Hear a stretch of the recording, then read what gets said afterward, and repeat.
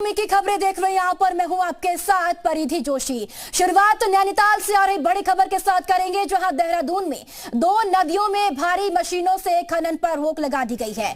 Nainital high court ने भारी मशीनों से खनन पर रोक लगाई है। राज्य सरकार से हाईकोर्ट ने जवाब मांगा है और राज्य सरकार से 4 हफ्ते में हाईकोर्ट ने जवाब मांगा है।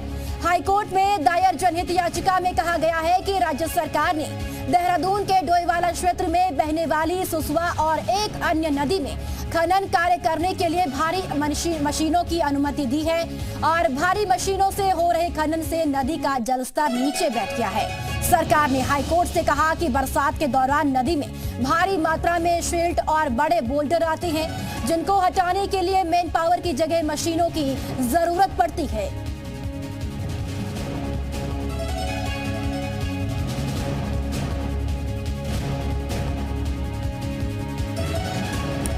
और चलिए अब आपको बताते हैं कि ये खबर क्या है। सुसवा समेत 2 नदियों में भारी मशीनों के खनन पर रोक है और भारी मशीनों से खनन करने को लेकर हाईकोर्ट सख्त इस वक्त नजर आ रहा है। डोईवाला क्षेत्र में बहने वाली 2 नदियों में खनन पर रोक है। डोईवाला क्षेत्र में बहने वाली ये 2 नदियां हैं जिन पर रोक लगा दी गई है। हाईकोर्ट ने मैनुअल खनन करने के निर्देश दिए हैं। साथ ही साथ आपको बताते चले कि हाईकोर्ट ने प्रदेश सरकार से जवाब भी मांगा है और प्रदेश सरकार से 4 हफ्ते में हाईकोर्ट ने जवाब तलब किया है। तो हाईकोर्ट को 4 हफ्ते के अंदर अंदर राज्य सरकार को जवाब देना होगा।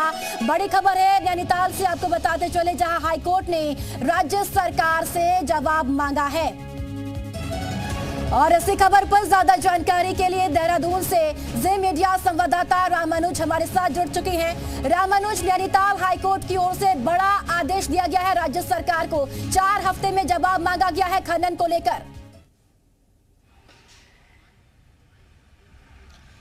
देखिए परिधि, यह हाई कोर्ट से बड़ी खबर है कि राजधानी देहरादून और डोईवाला के बीच में जो नदी बहती है सुसवा, उसमें खनन को लेकर के जिस तरह से हाई कोर्ट ने दिशा निर्देश दिया है, उससे अब बड़ी मशीनों के जरिए उस नदी में खनन नहीं हो सकेगा। तो ये बड़ी खबर है। चूंकि राज्य सरकार ने इस खनन को लेकर के जो कोर्ट में अपनी दलील दी थी, उसमें कहा था कि बारिश के मौसम में बड़े बोल्डर और जो सिल्ट आ जाती है उसको हटाने के लिए बड़ी मशीनों का प्रयोग करना नितांत आवश्यक है और यही वजह है कि बड़ी मशीनों के जरिए ही खनन चल रहा था। लेकिन जनहित याचिका जो दायर की गई वो सुसवा के साथ में जो दूसरी सहायक नदी है, अब उसमें भी ये कहा गया कि जो बड़ी मशीनों के जरिए खनन हो रहा है उसका जलस्तर भी नीचे हो रहा है और इससे जो नदी है, नदी का स्वरूप भी बदल रहा है। तो इसी बात को लेकर के जनहित याचिका दायर की गई है और कोर्ट ने फिलहाल 4 हफ्ते में राज्य सरकार की तरफ से अपनी पक्ष में जो दलील देनी है उसको रखने के दिशा निर्देश दिए हैं।